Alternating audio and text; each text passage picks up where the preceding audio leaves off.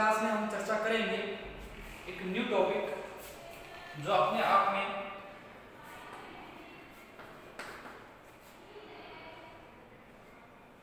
Basic है। Basic चीजें important होती हैं। क्रिस्टल स्ट्रक्चर, यानी क्रिस्टल के एक स्ट्रक्चर में क्या क्या होता है उसके बारे में डिस्कस करेंगे। तो क्रिस्टल होता क्या है?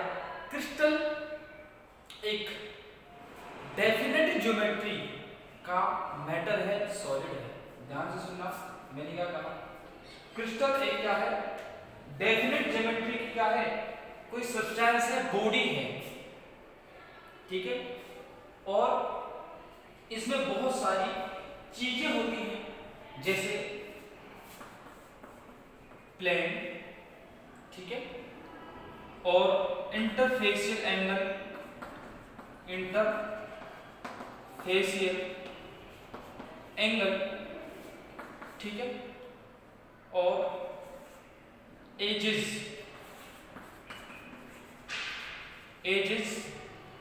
किनारे, है ना, होता है ना, जहां दो फेसेस मिलती हैं, बात करेंगे अभी। बहुत सारी चीजें होती हैं, और जैसे सॉलिड एंगल, ठीक है।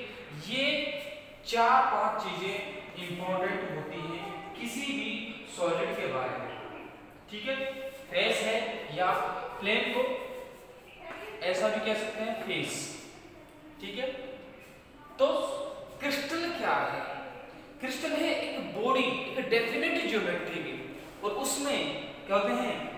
डेफिनेट अमाउंट में, या मैं कह सकता हूं उसमें कांस्टेंट पार्टिकल्स होते हैं। कांस्टेंट पार्टिकल्स की हेल्प से या उनसे ही उस ज्योमेट्री का फॉर्मेशन हुआ है, या क्रिस्टल का फॉर्मेशन हुआ है। क्लियर? पहले डेफिनेशन लिखेंगे, फिर face, interfacial angle, edges, solid angle, इनके बारे में डिस्कशन करेंगे। तो फर्स्ट लिखो क्रिस्टल, लिखना crystal,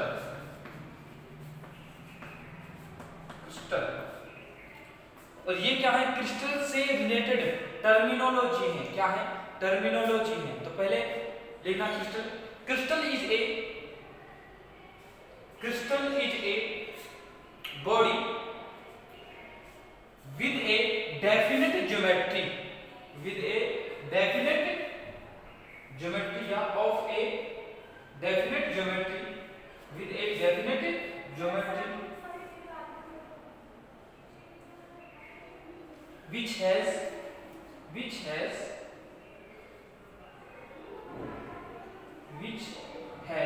definite number of plane surface, which has definite number of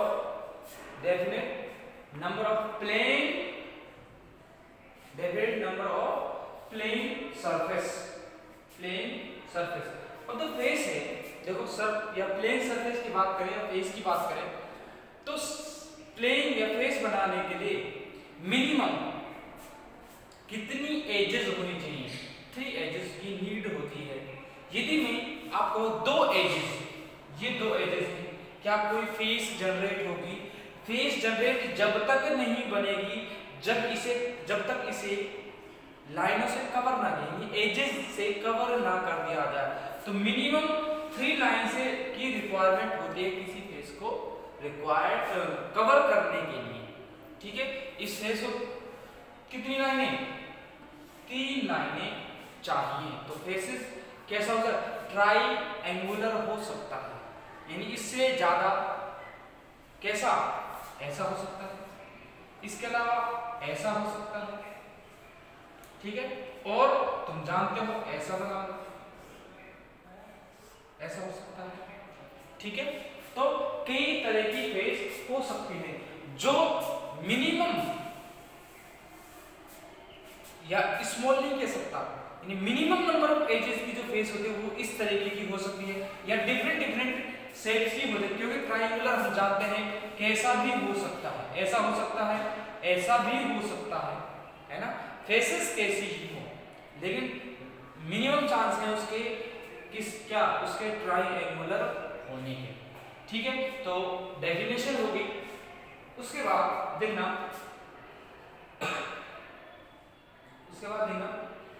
following is the terminology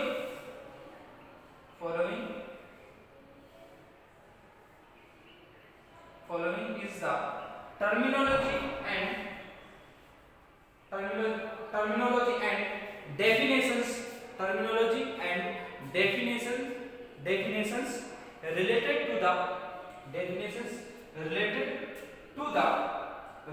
the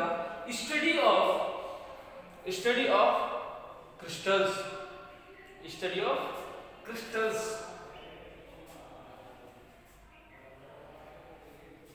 ठीक है, अब बात करते हैं वन बाय वन। ठीक है, फेस क्या होता है? फेस एक ऐसा प्लेन है या ऐसा पार्ट ऑफ क्रिस्टल है जो क्रिस्टल को बांधने का काम, ध्यान से सुनना मैंने क्या कहा, क्रिस्टल को बाइंड करने का काम करता है और एक डेफिनेट ज्योमेट्री प्रोवाइड करवाता है। और ये क्या है? बाहरी सरफेस है। फेस क्या होता है? सरफेस होता है और ये क्रिस्टल को बाइंड करने का काम करता है। क्या है? फेस है। जैसे क्यूब है तो उसके कितने फेसेस होते हैं? हम जानते हैं 6 फेसेस होते हैं। ठीक है, और 6 फेसेस होते हैं और बहुत सारी चीजें होती हैं, जैसे 12 एजेस होते हैं, 8 कॉर्नर्स होते हैं। ठीक है, तो ये हो गया फेस जो क्रिस्टल को बाइंड करने का काम कर रहा है, बाउंड करता है, वो क्या कहलाता है? फेस कहलाता है। अब बात करते हैं इंटरफेस है। पहले एज की बात करते हैं। एज क्या है? एक ऐसी चीज है या ऐसा प्लेन है या मैं कहता हूं फेसेस के बीच में या फेसेस को जोड़ने वाली, कैसी? फेसेस को जोड़ने वाली स्ट्रक्चर को क्या कहते हैं? एज कहते हैं। मान लो ये 2 फेसेस हैं, या ऐसे बना सकते हो,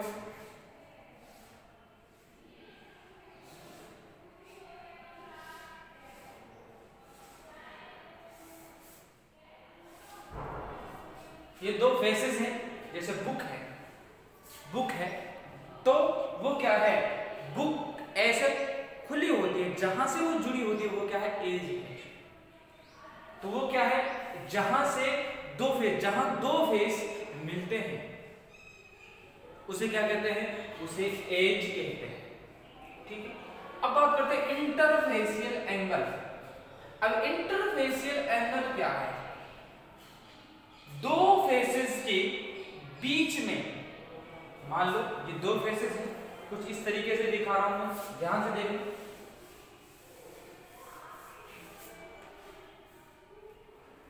मान लो ये 2 फेस हैं, कुछ इस तरीके से, या ऐसी भी हो सकती है। डिपिक्शन है किसी भी तरीके की, कोई भी यहां एंगल हो सकता है ना? जैसे क्यूब है तो यहां 90 डिग्री होगा। तो इन पर क्या एक परपेंडिकुलर खींचा जाए और इस पर भी एक परपेंडिकुलर हो, तो जहां ये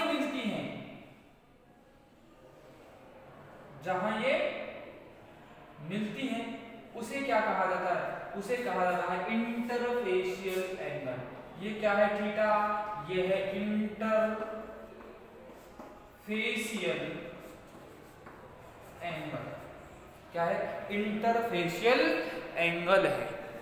ठीक है, इन फेसेस पे जब परपेंडिकुलर, आपको परपेंडिकुलर बनानी है। ठीक है, यदि आपको ना लगे कोई परपेंडिकुलर नहीं है, मैं कह रहा हूं अगेन परपेंडिकुलर ही बनानी है। जो परपेंडिकुलर लाइन बनाने पर एंगल बनता है इनके बीच में, उसे क्या कहते हैं? इंटरफेसियल एंगल बोला जाता है। बात क्लियर है? उसके बाद है सॉलिड एंगल। सॉलिड एंगल क्या होता है? मोर देन, ध्यान से सुनना, मोर देन 3 फेसेस के बीच में बनने वाला एंगल क्या कहलाता है? सॉलिड एंगल कहलाता है। अब हम जानते हैं, एक क्यूब ले सकते हो, एक क्यूब है तो उसके एक कॉर्नर पे मिल रही होंगी, ध्यान से सुनना, कितनी फेसेस मिल रही होंगी, जॉइंट हो रही होंगी, तो वहां जो एंगल बनता है उसे क्या कहते हैं, उसे कहते हैं सॉलिड एंगल। जहां मतलब दो से ज्यादा एंगल, सॉरी दो से ज्यादा फेसेस मिलती हैं उसे क्या कहते हैं, सॉलिड एंगल कहते हैं। बात क्लियर, इनके बारे में लिखते हैं। फिर एक और बात करते हैं, क्रिस्टलोग्राफिक एक्सिस।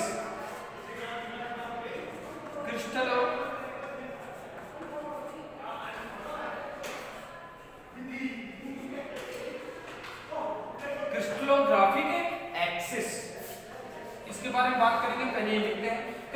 थोड़ा बात करें, चलो कोई बात नहीं। क्रिस्टलोग्राफिक एक्सिस, अब हमें पता है कोई भी जो क्रिस्टल होगा वो 3 डायमेंशनल होगा। 3 डायमेंशनल को रिप्रेजेंट करने के लिए 3 हमें एक्सिस लेने होंगे। किसी एक एक्सिस को x मानकर, ध्यान से सुनना, किसी एक एक्सिस को x मानकर बाकी दो को उनके रिस्पेक्ट में y और z अज्यूम किया जाता है, तो उनसे बने, तो उन्हें क्या कहा जाता है, क्रिस्टलोग्राफिक एक्सिस। और उनके बीच में, इन क्रिस्टलोग्राफिक एक्सिस के, इन एक्सिस के बीच में, x y z के बीच में जो एंगल होते हैं उन्हें अल्फा, बीटा, गामा से रिप्रेजेंट किया जाता है। जैसे मान लो ये 2 एक्सिस है, इनमें से मैंने कहा ये x है, ठीक है, तो इसे z मान लो, ये z एक्सिस है, तो ये क्या होगा, ये y एक्सिस होगा। इन्हें ये क्या है, ये क्रिस्टलोग्राफिक एक्स है, जिससे क्रिस्टल को 3 डायमेंशनली रिप्रेजेंट किया जाता है, समझा जाता है, स्टडी की जाती है। और इनके बीच में जो एंगल होता है वो क्या होता है, क्रिस्टलोग्राफिक एंगल्स, या इन्हें अल्फा बीटा से रिप्रेजेंट किया जाता है। ठीक है, यहाँ गामा है, यहाँ अल्फा, ठीक है, इस तरीके से। तो लिख लो 1 by 1। दोबारा बोलो, लाइन, लास्ट लाइन क्या बोली थी, following is the terminology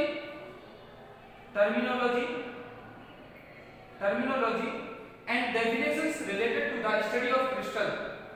first लिखना face, the surface which binds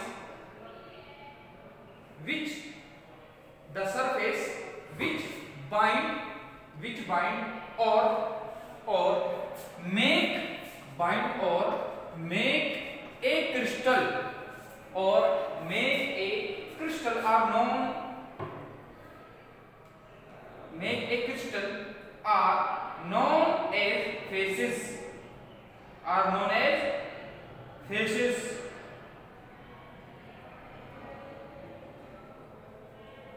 These are generally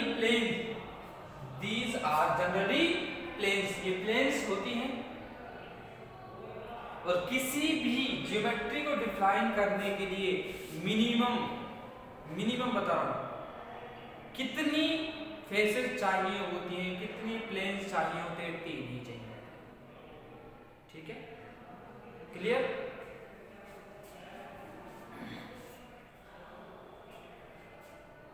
minimum 4 चाहिए होती है, मिनिमम 4 फेसेस चाहिए होती है किसी ज्योमेट्री को फॉर्म करने के लिए। तो देखना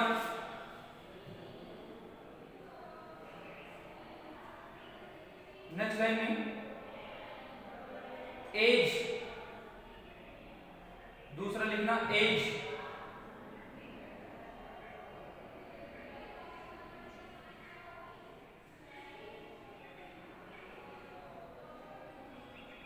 the joint between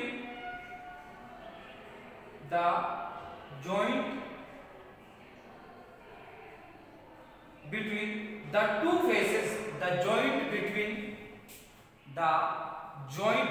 दूसरा एज लिखना, the joint between the two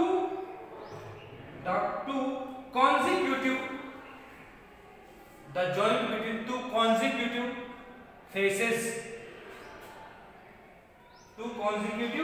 faces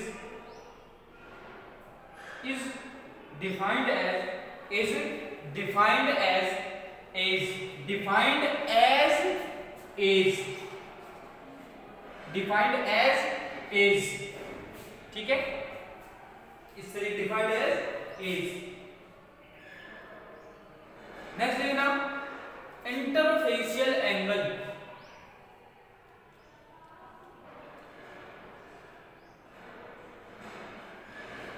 interfacial angle,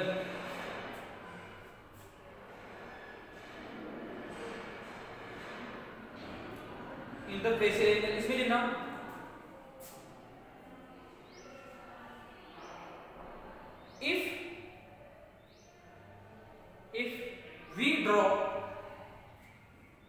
if we draw two perpendiculars, if we draw two perpendiculars,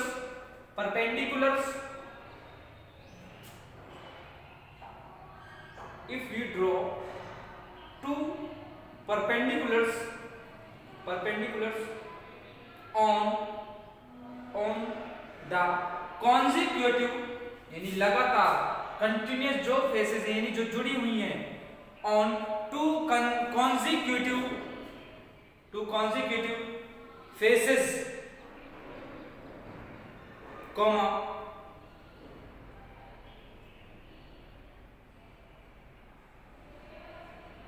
the angle between the form angle, ऐसे the form angle between intersecting perpendiculars, the angle between the form angle between the form angle between perpendiculars are या is perpendiculars is known as the form angle between perpendiculars is known as interfacial angle। ये diagram जरूर बना लेना, यहां show कर देना face, ऐसे faces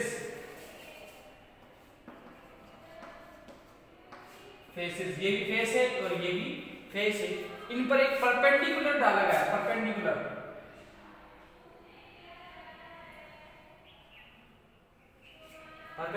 है और इनके बीच में जो एंगल बना है वो क्या है, इंटरफेशियल एंगल है। नेक्स्ट लिखना सॉलिड एंगल, नेक्स्ट लिखना solid angle,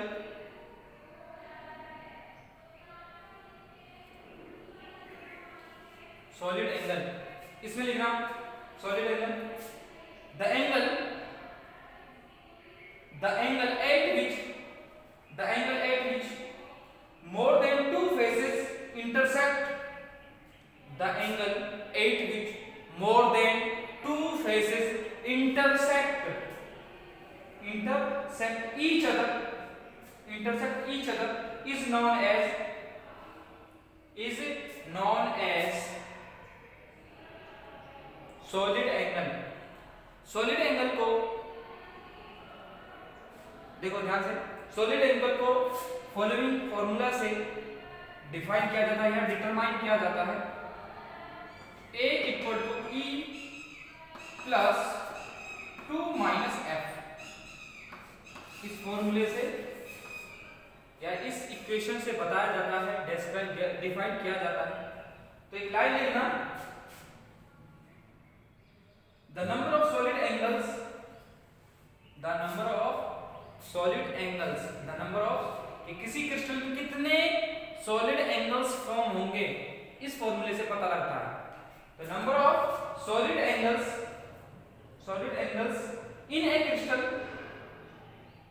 in a crystal can be given by following relation,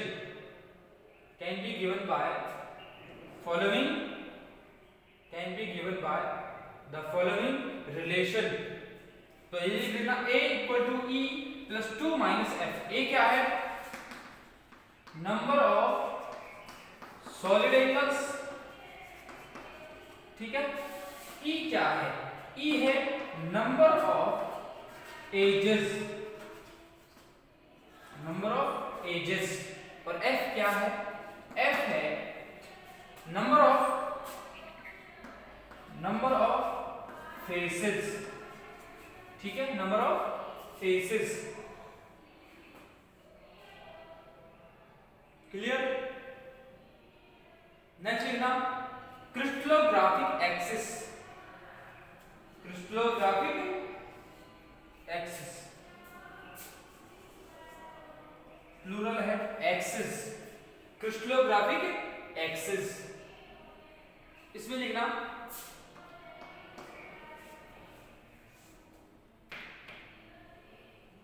crystals have three-dimensional structure, three-dimensional या 3D structure। crystals have three-dimensional structure, so we need three axis। ये क्या है? Axis है, और मैं कह रहा हूं एक्सिस प्लूरल, ये वाला लिखना। We need three axis to explain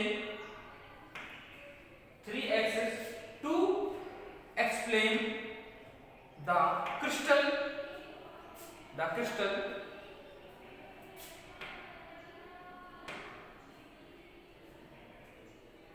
अब ध्यान से देखना, यदि मैं सवाल पूछूं आपसे, ध्यान सुनना थोड़ा सा,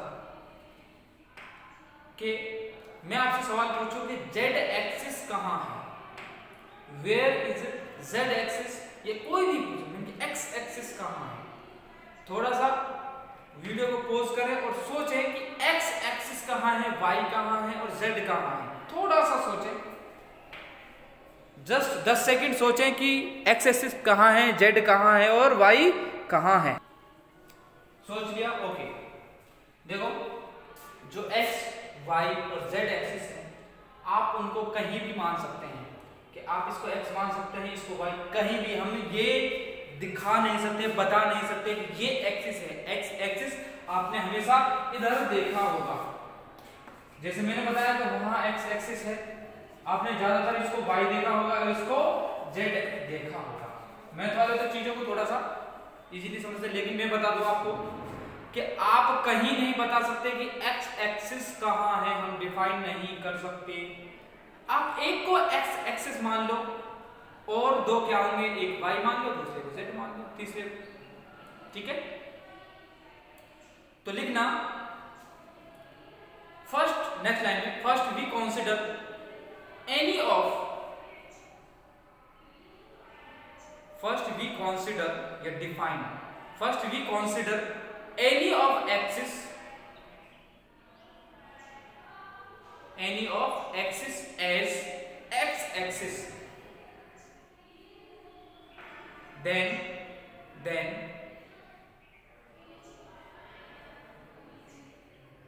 other axis are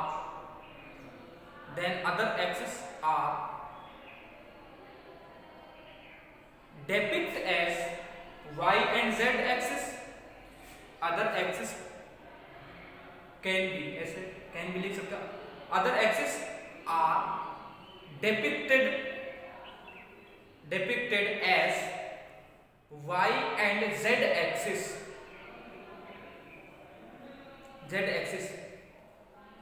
इसी में द एंगल बिटवीन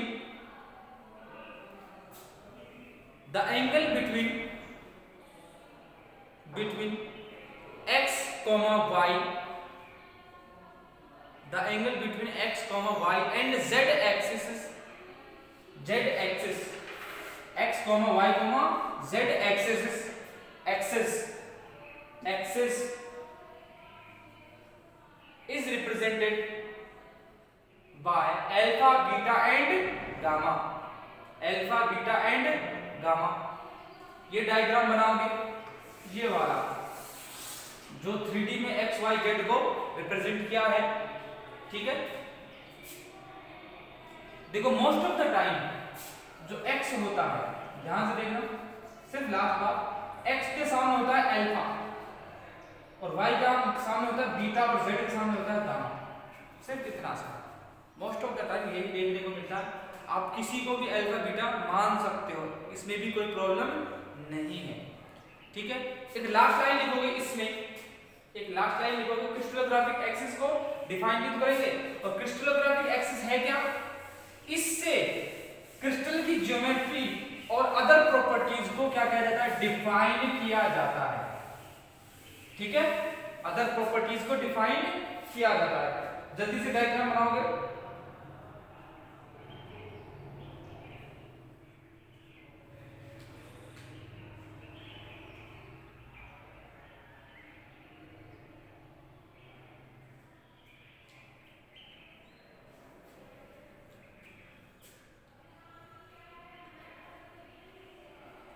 लिखना, so axis of crystal is defined as crystallographic axis, crystallographic axis which या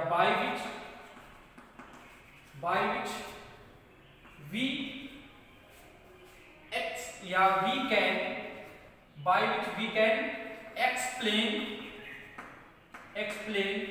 the geometry and other properties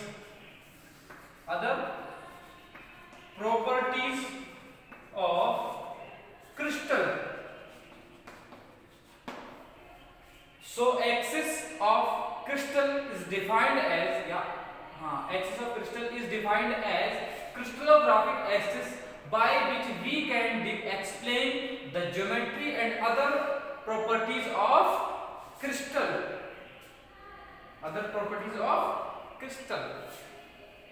ठीक है, अब जो इंपॉर्टेंट चीजें डिस्कस करने जा रहे हैं वो रियलिटी में बहुत ज्यादा इंपॉर्टेंट है। इससे बहुत सारी चीजें समझ में आएंगी। ठीक है, लास्ट बात और लिख पा रहा हूं,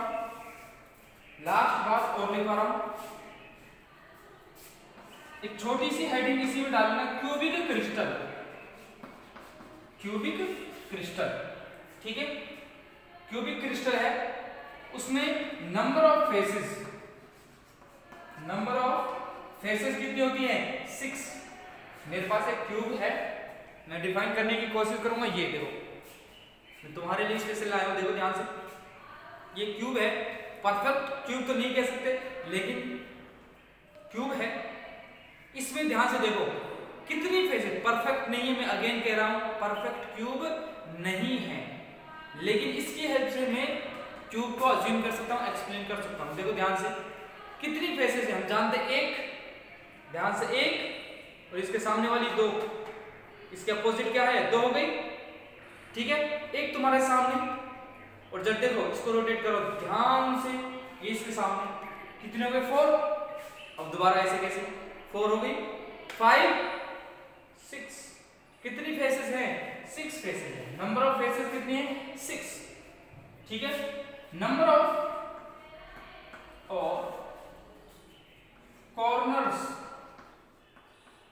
कॉर्नर्स कितने हैं? हम जानते हैं 8 होती है। देखो ध्यान से, 1 2 3 4 5 6 7 and 8।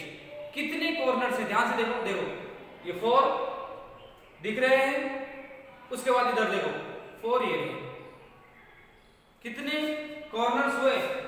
8 corners. Number of edges,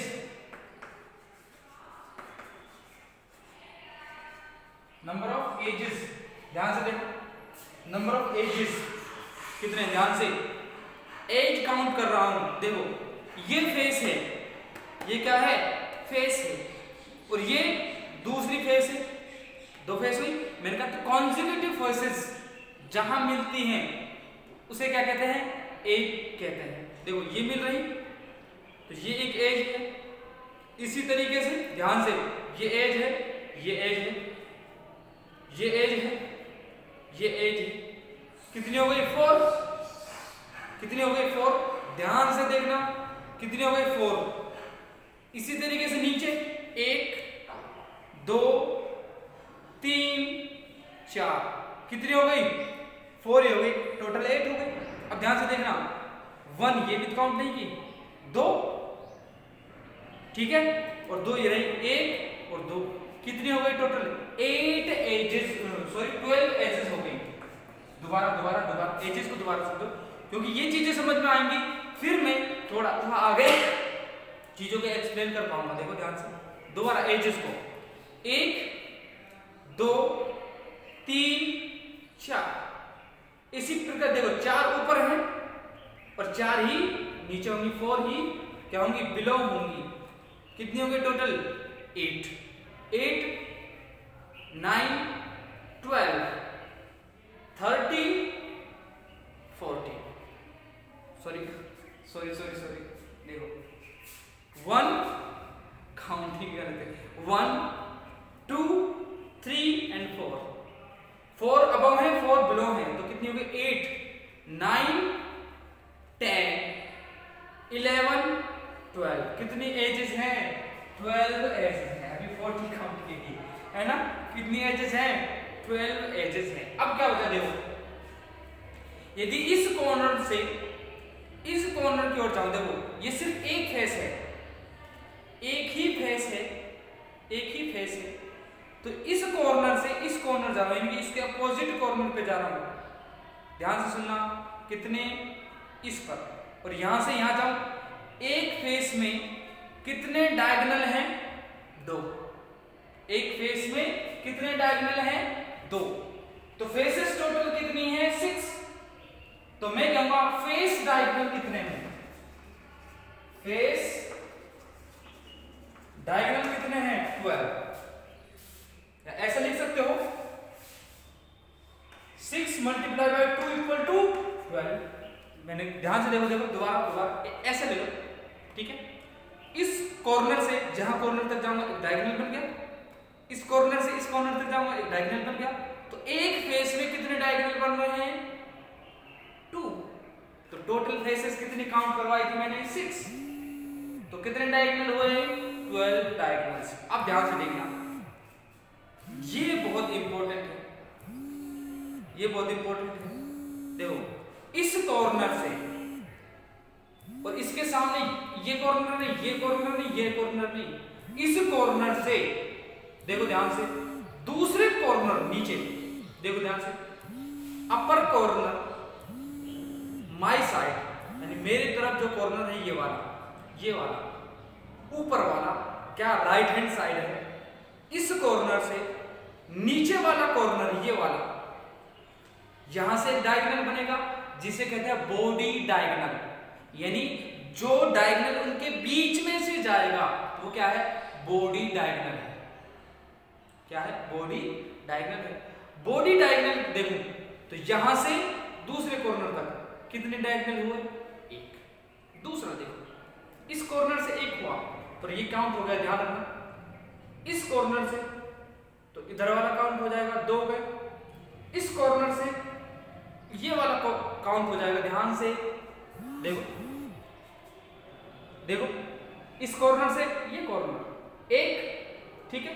अब देख ध्यान से, इस कॉर्नर से ये कॉर्नर ये वाला कितने हो गए 2, अब देखो 3, ठीक है, और ये क्या हो गए ये 4 हो गए। कितने बॉडी डायगोनल हैं, यानी ना बॉडी डायगोनल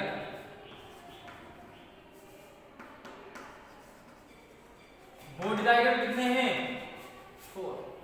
जितने कॉर्नर होंगे उनके हाफ क्या होंगे बॉडी डायगोनल होंगे, क्योंकि आप देखो ऊपर कितने कॉर्नर हैं 4 अबव है, इनके अपोजिट चलना पड़ेगा, यहां से यहां, यहां से यहां, यहां से यहां और यहां से यहां। कितने बॉडी डायगोनल हुए 4 बॉडी डायगोनल हैं।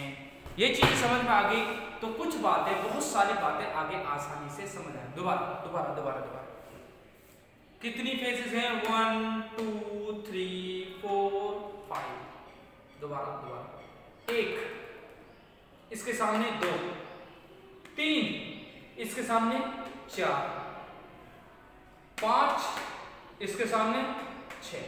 कितनी फेसेस हुई? 6 फेसेस हुई। अब कॉर्नर, ऊपर कितने कॉर्नर दिख रहे हैं? 1 2 3 4। 4 ऊपर है, 4 ही नीचे है। 3 5 6 7 एंड 8 कॉर्नर से 8 कॉर्नर। अब 12 एजेस बताएंगे। देखो ध्यान से, यहां देख सकते हो, देखो ध्यान से, यदि आप देख पा रहे हैं, 1 एज, 2 एज, 3 एज, 4 एज। जब 4 ऊपर है तो 4 ही नीचे होंगी। 1 2 3 4। कितनी एजेस हुई? 4। अब ध्यान दो, मैंने ये ऊपर की गिनी है, ये नहीं गिनी, तो 8 1 2, ध्यान से देखो, नीचे 3 और देखो 4। कितने एजेस हुई? 4 + 4 + 4 12। अब फेस डायगोनल देखो, एक फेस है, ध्यान से, यहां से यहां जाऊंगा। देखो इसके सामने डायगोनल बनाया, एक डायगोनल, दूसरा डायगोनल। एक फेसेस में कितने डायगोनल बन रहे? 2। इसी तरीके से दूसरे वाले में यहां से यहां तक, यहां से यहां तक कितने हुए? 4। इसी तरीके से इसमें तो टोटल 6 फेसेस है ना, 6 × 2, तो कितने फेस डायगोनल हो गए? 12। अब कॉर्नर कितने हैं? 8। अब 8 कॉर्नर से मुझे बॉडी डायगोनल निकालना है। तो देखो एक डायगोनल में 2 कॉर्नर की नीड है, यहां से निकालूंगा और कहां जाएगा? यहां। ऊपर वाले देखो, ऊपर वाला ये, और लेफ्ट हैंड साइड है, ध्यान से देखना। अब नीचे वाला लेफ्ट हैंड साइड, नीचे वाला तुम्हारे साइड और वो भी लेफ्ट हैंड साइड। देखो देखो एक कॉर्नर समझो, मैंने कहा मेरे साइड और उसमें भी लेफ्ट साइड, मेरे साइड लेफ्ट साइड, ठीक है। और ऊपर उसको मैं कह रहा हूं अबव लिख रहा हूं, जिससे चीजें समझ में आ रहा है। अब इसके अपोजिट क्या है? तुम्हारे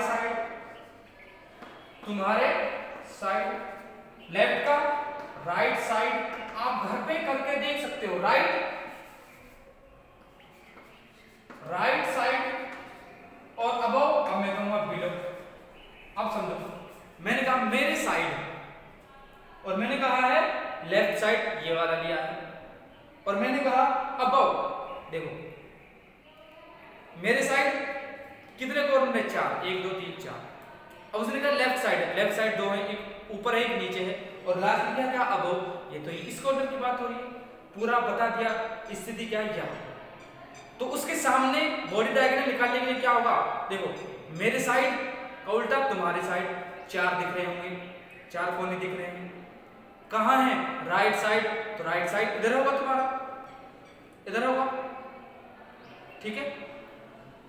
तुम्हारे साइड ये यानी मेरा राइट की बात कर रहा हूं, यहां मेरे राइट की बात कर रहा हूं, तुम्हारा राइट इधर होगा, सॉरी, मेरे राइट यानी तुम्हारा साइड और मेरा राइट ये है, और बिलो यहां 2 है तो बिलो, तो कॉर्नर यहां से यहां, ऐसे कितने बॉडी डायग्राम होंगे? और मैं ट्राई कर रहा हूं समझाने की, ठीक है। तो लिख लेना इनके बारे में।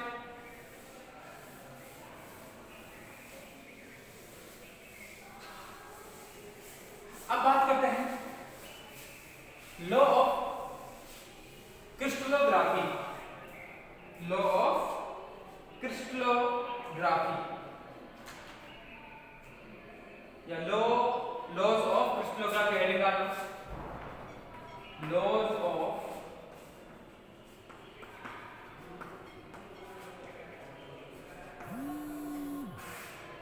Laws of crystallography.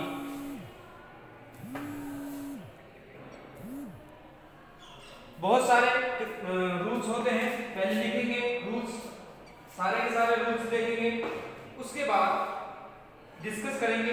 पहला रूल, लॉज ऑफ क्रिस्टलोग्राफी बहुत सारे होते हैं। पहला ये है the law of symmetry, the law of symmetry. दूसरा लॉ है law of constituency of the law of